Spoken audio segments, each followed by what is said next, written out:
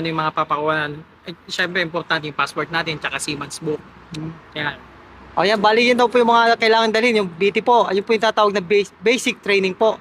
BT, passport, seaman book, yan po yung mga ilan. Pero marami pa pong mga trainings na binibigay po ang company. Ilan lang po yan sa mga kailangan na dalahin na dokumento upang makapagtrabaho sa cruise ship. Bali, sa loob ba ng isang taon, ilang beses ka nakaka-uwi pag nagtatrabaho sa cruise ship? Isang beses lang, isang buwan lang ako nagbabakasyon. O yan, bali, ilang months naman yung kontrata mo? Ngayon, 9 months ako. O yan, bali, ibig sabihin, hindi pare-pares yun. Minsan may... Minsan may 6 months, may 8 months, depende.